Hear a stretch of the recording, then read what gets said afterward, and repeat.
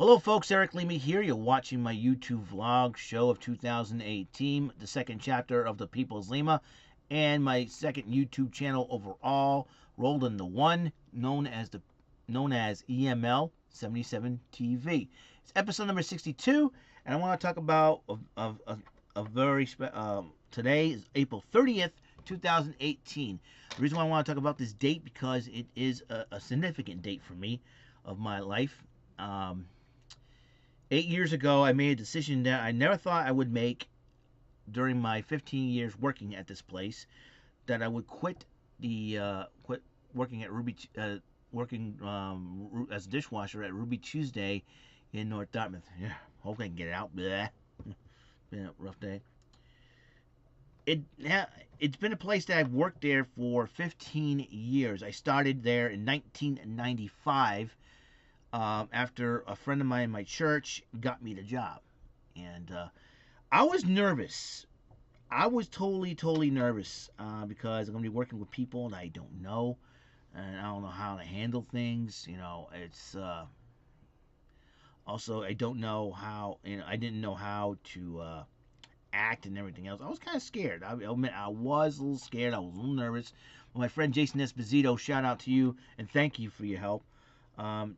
Kind of helped me ease me into the place and get to know people and everything else, which is really cool. And I made a lot of friends over those 15 years. I made awesome, wonderful friends. I miss them and miss the ambiance of Ruby Tuesday. Shoot. Yeah, 1995 was really a crazy year for me. I've been dealing with a lot of things. The first thing I dealt with was moving, and that was because I used to live near Buttonwood Park in the west end of New Bedford. Now I live in the north end of New Bedford, so like right near 195, which is really crazy. And once I moved, I struggled living here. I struggled, did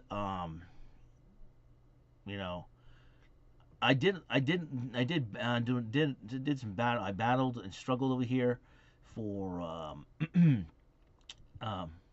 for years, for months, and then to make matters worse, my then crush Paulette at the time was dating one of my good friends at the time. At that time, Ruben, and yeah, so it was a lot for me. It was a lot difficult for me to handle. And I was angry. I was upset. I was struggling. It was a rotten time for me at that time. And then getting the job at Ruby Tuesday in North Dartmouth really did change me. It was right there and then I struggled. I still struggle. I ran away from home a couple of times here. Um, get into arguments and fights with my parents and struggles and all that. It was really sad, really, and it was I think the first couple of years being here. So Ruby Tuesday was to me back then my escape. Working there was kind of like my escape. Going to the mall back then was my escape, and it's like it was a struggle, and it wasn't all that fun. And it wasn't all that fun for me. Yeah. Now you all may be thinking you're a born again Christian. You're supposed to live a happy life and all that. But sometimes when I'm a born again Christian, I'm going to go through challenges in my life, and there's one. It's how I deal with them defines what my Christian character should be. And there's a couple of times, there's a lot of occasions where I wasn't being a Christian. I was being this stubborn-headed moron who just only cares about one person, that's himself. And to be honest with you, I've been that over the years because of my stubborn-headed foolishness and immature actions. I lost friends. I lost my ex-crush Paulette as a friend. I lost my friend Ruben as a friend. And just like. No, and it has been getting into a lot of trouble. A lot of people worked at that time usually made fun of me a lot of times.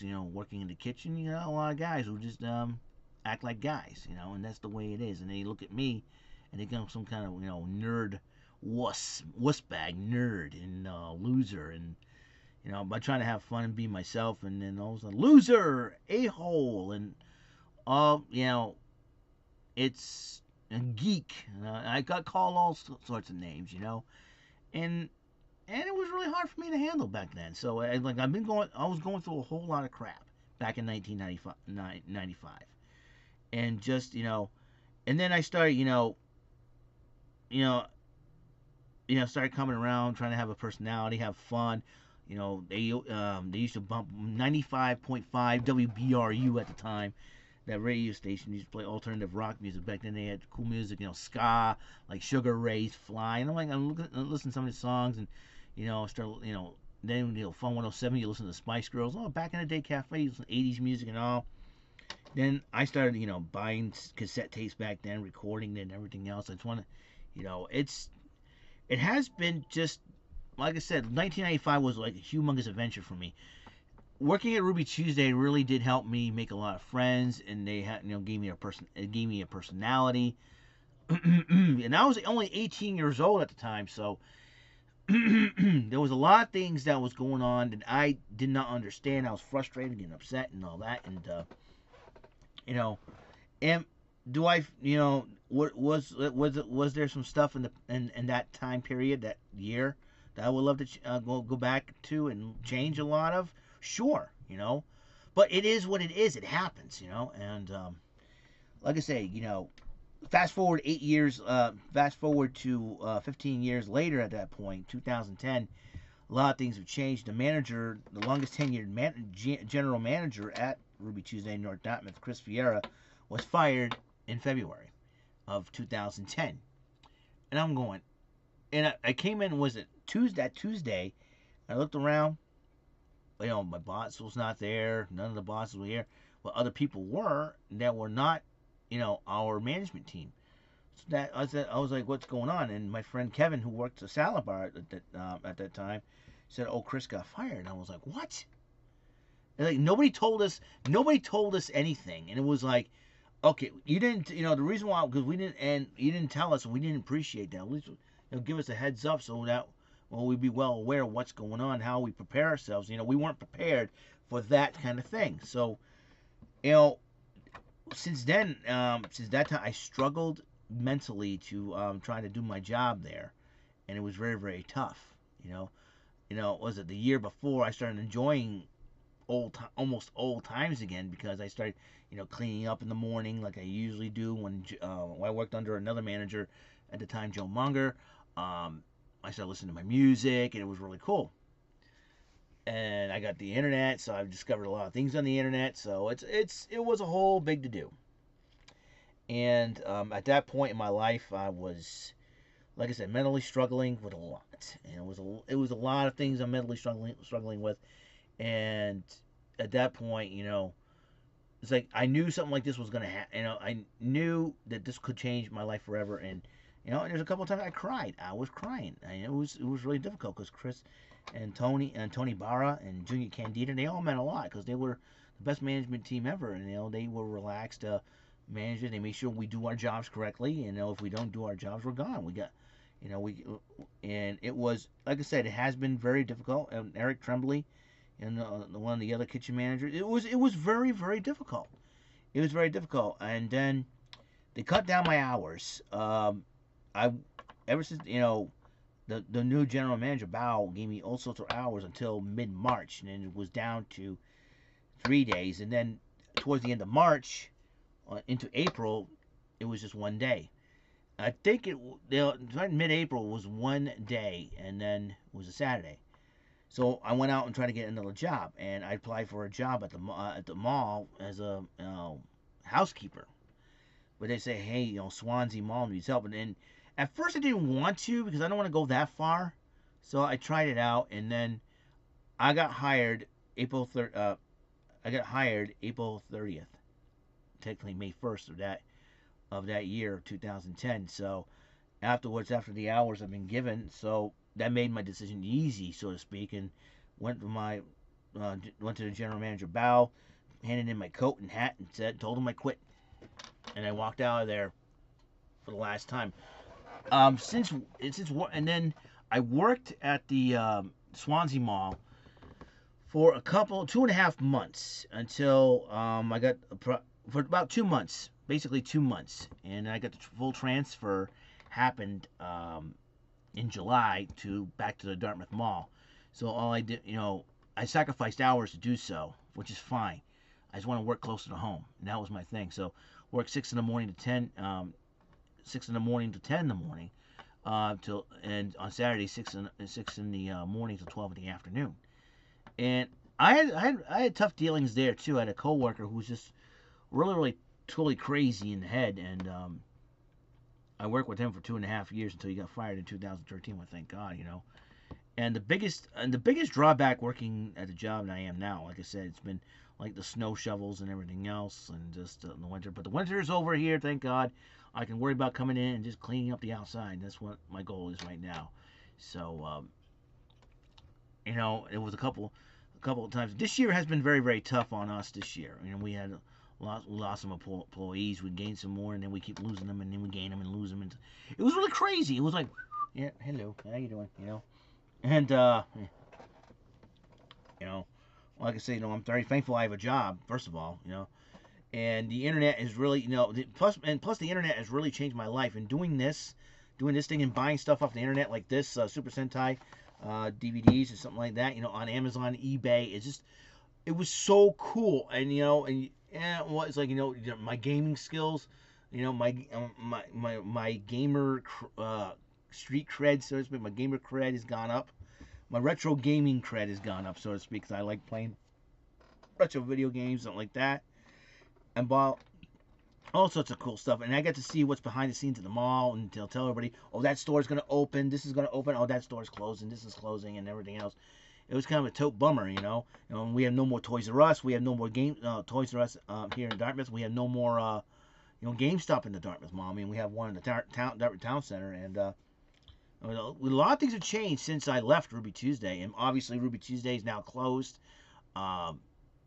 It's like I said, looking back at those times that I worked at Ruby Tuesday, it was great. It was great times, and like I said, I made a lot of friends over the years, and made a lot of friends over the years there. And they make me laugh, they make me cry. They make me look at myself and maybe even find out who I really am.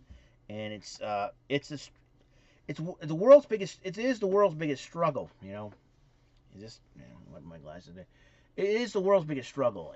Trying to find out who yourself are. Yeah, and a lot of us, and all of us that have worked there over the years, have moved on to our lives with our own journeys. Our own journeys with our own lives, and just it's amazing how a lot of people, they've evolved. A lot of these kids and a lot of these guys that I've worked with, a lot of these people that I've worked with have evolved their lives. They became parents. They got married, became parents. They got better jobs. It was really cool. I can sit here and complain as I'm stuck in my parents' basement working a job, working minimum wage. But you know what? Each of us have our own different destinies in life, and sometimes sometimes our own destinies lead to something else. Sometimes our own destinies even lead to disagreements. Like I just was in the middle of a huge disagreement. My friends Kevin Henry and Rodney T. Flip and Rodney 1279, shout out to both guys. They had a difference because a 14-year-old kid who basically came in our group and he cheated on the game show Tic Tac Toe. And Rodney originally suspended him for 21 games, but then he went on the MVG Productions, Brandon Scruggs' group, and started breaking rules there to the point where they say, that's it, that's it, you're gone, you're banned. And so my other friends are trying to convince Rodney to got to ban the kid, you got to get rid of him. Rodney goes, I don't have any proof, So we're giving him all the proof. But Rodney wanted to make sure, and then he decided to let him stay on. And then it was a whole big mess, and everything happened. But you know what? Sometimes we agree or disagree. Sometimes our destinies go a long way. Our destinies take us someplace else, or whatever. What I'm trying to get, the bottom line is this: the people that I've worked with, just because their destinies went somewhere else and I'm like almost like stuck in the middle, doesn't mean I still cannot be friends with them. And I don't hate them. I don't. Am I a little jealous of them? Yeah, I am. But you know what though? Life is what you make of it, nothing else. And for that, and for that, yeah, I gotta stick with what I got. I stick with what brought me to the dance, so to speak. And but they still like me. They still, they're still my friends. They still like me for who I am, which is awesome. And I like that. The fact of the matter is this: that they still respect me as a person. It doesn't matter what I do or who I am on the outside. It's what I am on the inside that really, really, truly counts. And I think the problem is with a lot of people is they don't see that in each other. It's like, oh, what they do, how they like on the outside. It's what they are on the inside. Sometimes that leads to, friendships being broken and all that. There's a lot of people, there's some people out there in my life that they don't know me. They don't like me because they don't know me. They don't understand me. It's like they don't know who I really am. It's like instead of them keep making fun of me and making jokes on my videos and trolling me on Twitter or on Facebook or on YouTube or what, they could stop to say, hey, I like to get to know you. Who are you? What do you like? I like wrestling. I like watching the WWE and TNA Impact Wrestling. I like watching professional wrestling. I like playing video games, retro video games. I like watching the Red Sox. I like watching the Patriots play. I like watching I like listening to 80s and 90s music. I like 80s and 90s movies. I like watching the Joker's Wild. Game shows like Bullseye. Tic Tac Toe. And I like beautiful curvy women. And yeah, you know what I mean. But I haven't found myself a girlfriend yet. So what? Under the internet, ever since getting Facebook, you found out you're single. People find out you're single. You got these random girls, friending me on Facebook. It's great, but you know what? Sometimes is it too good to be? It's probably too good to be true, and you kind of look, and you don't. And the reason why I didn't friend them is that you don't know if that's really them or some creepy guy behind the whole thing, and that's the thing I need to be well wary of because I'm afraid to be catfished. That show Catfish, and I don't want to be, very hurt and broken and all this good stuff, and all of a sudden some cruel practical joke pulled by some Rudy Poo jabroni who doesn't know his role or something like that, But bottom line is this: Ruby Tuesday is a place that I will miss. I miss the ambiance there. When I first walked in, and I still have.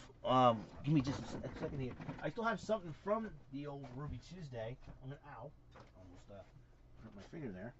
All right. This is one my boss, my ex-boss Chris Vieira gave me. This is a Carlton Fisk. This is one of the frames of Ruby Tuesday, North Dartmouth, and here's the deal on here's the deal with this. This little picture. Oh, I didn't know you could. Just hold on, just a second here. There we go. Nice. There. This picture here is Carlton Fisk's waving the ball for a home run, for a game-winning home run, and he got it. And this was a picture that was hung up at the old Ruby Tuesday North Dartmouth before before we redecorated Ruby Tuesday. So this is something that I will remember Ruby Tuesday by because this is the thing. It's the thing. Yeah, it's just the most awesome thing ever that has ever happened. So this always will remind me of Ruby Tuesday. This always will remind me of Ruby Tuesday, definitely. Listening. I usually listen to '90s music that reminds me of Ruby Tuesday, like 311's All Mixed Up, or Sugar Ray's Fly, or What I Got by Sublime. All the alternative rock music that back in the day, So, the reason why I said that because recently I just celebrated my cousin David's 40th birthday. I was invited, and it was really, really cool of David's wife Jennifer to invite me, and it was really cool. I've always will be forever grateful for that, and just and I have another cousin who's going to be married in about a month or so. So this is going to be a huge thing going on. I got my sister getting married in October, which is even huge. So well, there's a lot going on, and I'm very thankful for Ruby Tuesday of what they've done for me. But now they're shut down, they're closed down, they moved on with their and I moved on with our lives, my life, and everybody else that I work with moved on with theirs. But they still contact me once in a while if I run into them. Hey, how you guys doing? You still working the mall? Yeah, I'm still working the mall. I'm doing my thing, and and all that good stuff. So and my ex crush, well, she's doing her thing. She's blocked me from possibly every social media that she has, basically, and that's okay with me because she's married, she has her own life, she's got a couple kids, she's probably doing fine. And you know what? Better, I think we're better off not talking to each other for another 23 years. But you never know what's going to happen in life. God can make things flip upside down faster than anything else in life. Trust me, He's done that to me. And and just and sometimes you want to be put to the test. And just how are you gonna do a lot of things. So, well, like I said, ever since then, ever since the job, I've been hooked up.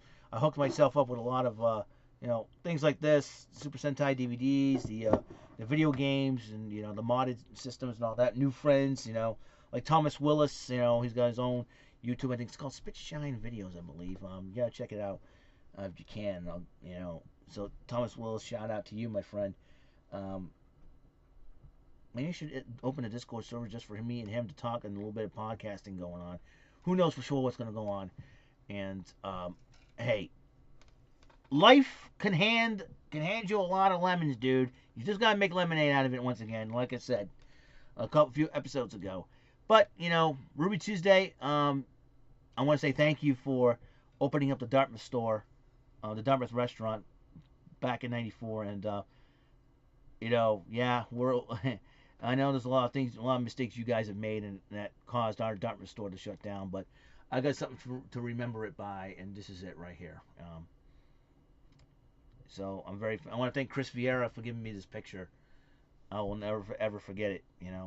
As long as I have this, I will never forget Ruby Tuesday ever. So, and a shout out to all my former Ruby Tuesday employees. I miss you guys, love you guys so much, and everyone else out there, thank you for tuning in. Thank you for understanding. So, well, I got to roll on, and I'm going to do more net surfing, and possibly, and then in about a couple of hours, about an hour, the Red Sox will play against the Royals, and Monday Night Raw. It's the first Raw after the greatest Royal Rumble in Saudi Arabia. I'll find out what the heck is going on there. So, a lot of things going down. So, and we'll start getting backlash. And I got my refrigerator, microwave, and toaster ready to go. I've already used the microwave today. Totally awesome. So, all right then, that's all the time we have, and we'll see you in episode number 63. I don't know what to do on that episode, but we'll find out when we get there. Shall we? Don't we? Catch you guys on the flip side. Goodbye.